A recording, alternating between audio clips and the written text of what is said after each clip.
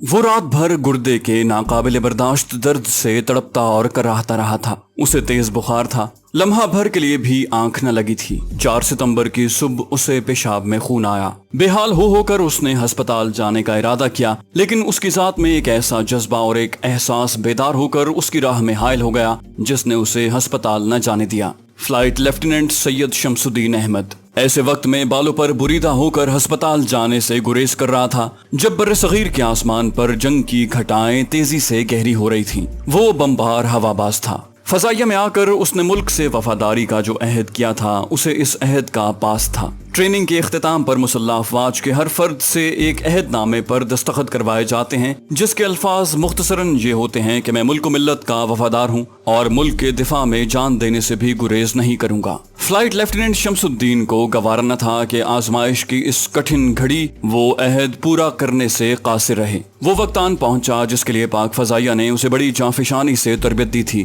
لیکن گردے کے درد کی شدت انتہا کو پہنچ گئی تھی۔ اس حال میں اسے ہسپتال چلے جانا چاہیے تھا۔ 4 ستمبر کا دن گزر گیا، ایک اور رات کرب و ابتلا میں گزر گئی۔ 5 ستمبر کا دن 4 ستمبر سے بہتر نہ تھا اور رات گزری ہوئی راتوں کی طرح علیل اور بے آرام تھی، لیکن شمس الدین احمد ہسپتال نہ گیا۔ وہ ملک و ملت سے وفاداری کا عہد پورا کرنے کے انتظار میں گردے کا شدید درد کسی کو بتائے بغیر برداشت کرتا رہا۔ اسے زیادہ انتظار نہ کرنا پڑا۔ 6 ستمبر کی سحر بھارتی سور میں چوروں کی طرح لاہور کی سمت سے بین الاقوامی سرحدوں میں گھس آئے۔ 28 سال کا جیالہ جانباز فلائٹ لیفٹیننٹ شمس الدین احمد ہوائی اڈے کے آپریشن روم میں داخل ہوا۔ یہ کسی ہسپتال کا آپریشن روم نہیں تھا بلکہ ہوائی اڈے کا آپریشن روم تھا، جہاں سے ہوا بازوں کو دفاعی یا جارحانہ حملوں یا دشمن کے حملہ آور طیاروں سے جھڑپ لینے اور ہر قسم کی جنگی پروازوں کی آخری ہدایات دی جاتی ہیں۔ شمس الدین اس کمرے میں داخل ہوا تو اس کے چہرے پر گردے کی درد کی بے رحم اذیت کے آثار نمایاں تھے۔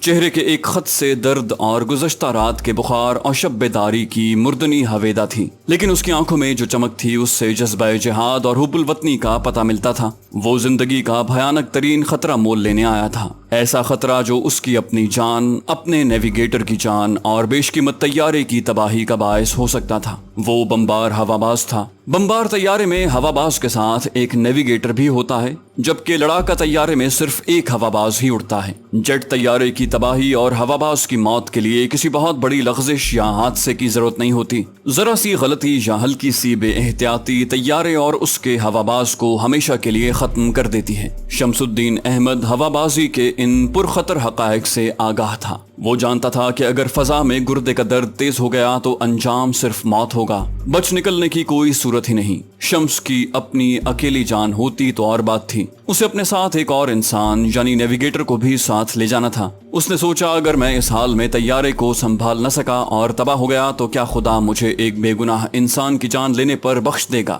اس کے عزم کی راہ میں یہی ایک سوال حائل تھا، لیکن اس پر وجدانی سی کیفیت طاری ہو گئی۔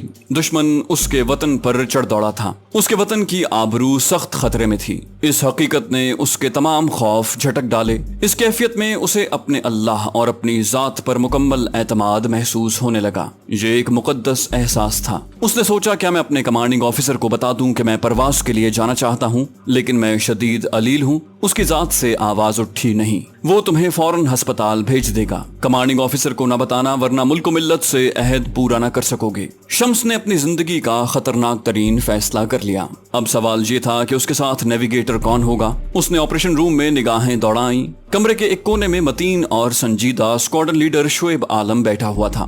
وہ نیویگیٹر تھا، وہ بھی شہباز تھا، لیکن اس کے پر نوچ کر اسے سٹاف ڈیوٹی پر ایئر ہیڈ کوارٹر کے قفس میں بند کر لیا گیا تھا، مگر وہ شوق شہادت اور شہادت کے جذبے سے دیوانہ ہو کر کسی نہ کسی طرح سٹاف ڈیوٹی کا پنجرہ توڑ کر اس امید پر آپریشن روم میں آ بیٹھا تھا کہ دشمن سے دو ہاتھ کرنے کا موقع مل جائے گا۔ شمس الدین احمد نے شعیب عالم کو دیکھا تو اس کا جینا چاہا کہ اس بھرے بھرے چہرے مہرے اور امنگوں سے بھرپور جوان کو اسی عمر میں موت کے منہ میں لے جائے۔ اس نے قدرے پس و پیش کی اور اسے خیال آیا کہ کاش وہ فائٹر پائلٹ ہوتا اور اکیلا اڑ جاتا، لیکن ایمان کی حرارت نے اسے بے چین کر دیا اور وہ بے قابو سا ہو کر شعیب عالم کے پاس جا بیٹھا۔ اس نے آہستہ سے پوچھا، میرے ساتھ اڑو گے؟ یہ تو نہیں ہو سکتا تھا کہ شعیب انکار کر دیتا، لیکن شمس نے اسے بتانا شروع کر دیا کہ وہ کس جسمانی حالت میں پرواز کر رہا ہے۔ اس نے شعیب عالم کو اپنے گردے کی اذیتناک تکلیف اور گزشتہ شب و روز کی کربناک حالت کی تفصیلات سنا ڈالی تاکہ شعیب عالم اس کے ساتھ جانے سے پہلے سوچ سمجھ کر فیصلہ کر لے۔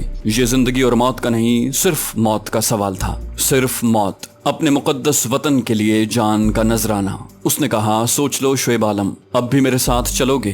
شعیب نے مسکرا کر کہا، کیوں نہیں، میں تمہارے ساتھ اڑوں گا۔ شعیب عالم انکار کیوں کرتا؟ جوان سال شمس کے آہنی عزم اور سرفروشی کو دیکھتے ہوئے اس نے فخر محسوس کیا کہ جوان سال شمس جیسے بمبار ہواباز کے ساتھ پرواز کرنے کا موقع پھر شاید نہ ملے۔ شمس حیرت زدہ ہو گیا۔ اسے توقع تھی کہ اس کی جسمانی حالت اور صحت کی ابتر کیفیت کو دیکھتے ہوئے کوئی بھی نیویگیٹر اس کے ساتھ پرواز کے لیے تیار نہیں ہوگا۔ اگر کوئی نیویگیٹر انکار کر بھی دیتا تو اس کا مطلب یہ نہیں تھا کہ وہ موت سے ڈر گیا ہے، بلکہ سروس کے کچھ قواعد و ضوابط ہیں جن کے تحت شمس الدین کو ہوائی اڈے کے آپریشن روم میں نہیں بلکہ ہسپتال کے آپریشن ٹیبل پر ہونا چاہیے تھا۔ لیکن پاک فضائیہ کے شہبازوں کو اپنا نہیں اپنے وطن کا خیال تھا، اور 6 ستمبر کی صبح یہی ایک خیال سب کے دل و دماغ میں سمایا ہوا تھا۔ شعیب عالم کی پرعزم مسکراہٹ اور اس کے ایک جملے نے کہ میں تمہارے ساتھ اڑوں گا شمس الدین احمد پر سکون کی ایسی کیفیت طاری کر دی جیسے اس کے روگ کو اس کے جسم نے اپنے ہی اندر جذب کر کے ختم کر ڈالا ہو۔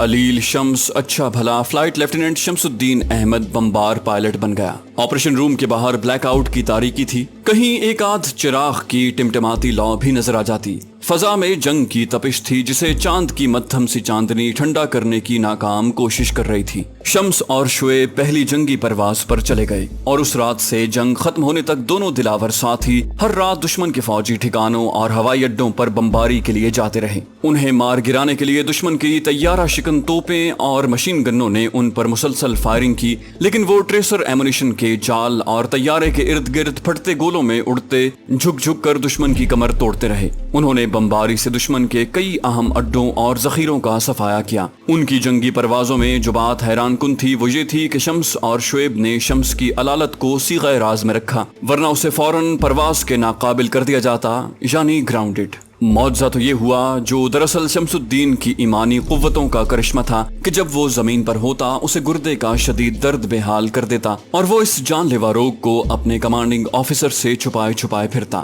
لیکن وہ جو ہی طیارے میں بیٹھ کر حملے کے لیے روانہ ہونے لگتا تو اس کا درد یوں رفع ہو جاتا جیسے وہ کبھی بیمار ہوا ہی نہیں تھا۔ اگر ڈاکٹر کسی بھی وقت شمس الدین احمد کا معائنہ کر بیٹھتا تو وہ رپورٹ لکھ دیتا کہ یہ ہواباز اور اس کا نیویگیٹر ہر رات خودکشی کی کوشش کرتے ہیں، اور معلوم نہیں کہ یہ ہواباز اس جسمانی حالت میں طیارے کو کس طرح یکسوئی سے سنبھالتا ہے۔ صرف ایک رات یہ کرشمہ جل دے گیا۔ اس رات شمس اور شعیب اپنے بمبار B-57 طیارے میں ہلواڑہ کے ہوائی اڈے پر بمباری کے لیے گئے۔ ان کا طیارہ ٹارگٹ کے اوپر پہنچا تو نیچے سے طیارہ شکن توپوں اور مشین گنوں نے فائرنگ شروع کر دی۔ شمس کے گردے سے درد کی ایسی ٹیس اٹھی جیسے کسی نے خنجر گھونپ دیا ہو۔ وہ آزمائش کا بھیانک لمحہ تھا۔ شمس تڑپ اٹھا، درد کی اذیت سے نہیں بلکہ اس خیال سے کہ درد کس وقت اٹھا۔ وہ درد سے ادھموا ہو گیا۔ دشمن کے زمینی توپچی فضا کے انچ انچ پر آگ اگل رہے تھے۔ طیارہ ان کی زد میں تھا۔ شمس کر رہا تھا۔ وہ کاکپٹ میں دوہرا ہو گیا۔ اسے دشمن کے طیارہ شکن فائر کا ذرہ برابر ڈر نہیں تھا۔ وہ تاک کر بم گرانا چاہتا تھا۔ وہ اندھا دھند بم گرا کر بم ضائع نہیں کرنا چاہتا تھا، نہ بم واپس لے آنا اسے گوارا تھا۔ آزمائش کی ایسی نازک گھڑی وہ خدائے ذوالجلال کے حضور گڑ گڑانے لگا اور اس نے کلام پاک کی آیت اللہ نور السماوات کا ورد شروع کر دیا۔ مقدس آیت کا ورد کرتے ہوئے شمس الدین نے طیارے کو ہوائی اڈے کی طرف گھمایا اور بم گرانے کے لیے غوطے میں چلا گیا۔ دشمن کی گنوں نے پہلے سے زیادہ قیامت برپا کر دی، لیکن پاکستان کا یہ شہباز حشر کی اس فائرنگ میں خدائے بزرگ و برتر کے کلام کا ورد کرتے یکسوئی سے آگے بڑھتا گیا۔ وہ تو جیسے جلتے تنور میں جا رہا تھا۔ طیارہ شکن توپوں کے جانے کتنے ہی گولے بیک وقت اس کے طیارے کے قریب آ پھٹے۔ طیارہ ایسا بری طرح جھنجھوڑا گیا جیسے شمس کے قابو سے نکل گیا ہو۔ شمس کا ورد یک بارگی تھم گیا۔ وہ آیت کا ورد کرتا رہا اور طیارے کو ٹارگٹ کی سیٹ سے بھٹکنے نہ دیا۔ شمالی بھارت کا سب سے بڑا ہوائی اڈا اس کے سامنے سائے کی طرح بڑا ہوتا چلا گیا۔ زمینی توپچیوں کی نگاہیں اس کے طیارے پر تھیں اور اب انہوں نے ریپڈ فائرنگ شروع کر دی تھی، لیکن شمس کی نگاہ ٹارگٹ پر تھی اور شعیب عالم اس کے پیچھے مکمل سکون سے بیٹھا خدا کو یاد کر رہا تھا۔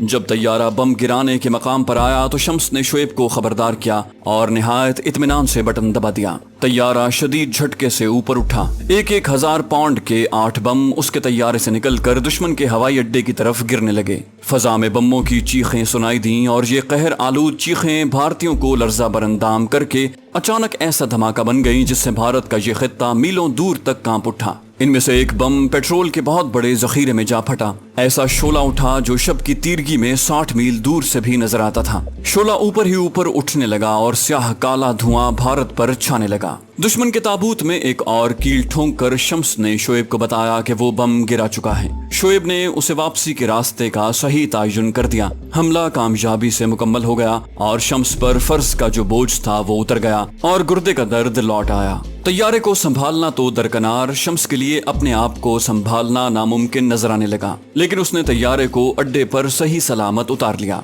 उसका नेविगेटर स्क्वाड्रन लीडर शोएब आलम कहता है, शम्स तैयारे तक दर्द से कराहता हुआ आया करता था, लेकिन तैयारे में बैठते ही वो यकसर बदल जाता, दर्द का एहसास ही मिट जाता। वो निहायत इत्मीनान और ठंडे दिल से परवाज करता था और नीची परवाज से दुश्मन के ठिकानों और जखीरों पर सही निशानों पर बम गिराता था। तमाम हमलों में उसने एक बार भी गलत जगह पर बम न गिराए। फायरबंदी के दूसरे रोज शमसुद्दीन अस्पताल में दाखिल हुआ। उसको ऑपरेशन किया गया तो उसके गुर्दे में से 28 पत्थरियां निकली। इन 28 पत्थरियों की अजियत को वो मुसलसल 17 रोज और 17 रातें किसी को बताए बगैर बर्दाश्त करता रहा। वो अब शायद उड़ न सके, लेकिन मुतमईन है कि उसने मुल्क मिल्लत से जो अहद किया था उसे पूरा कर दिया। जाने से पहले इस वीडियो को लाइक कर दीजिए। इंशाल्लाह आपसे अगली किस्त में मुलाकात होगी। तब तक अपना और अपने इस चैनल का ख्याल रखिएगा। अल्लाह हाफिज।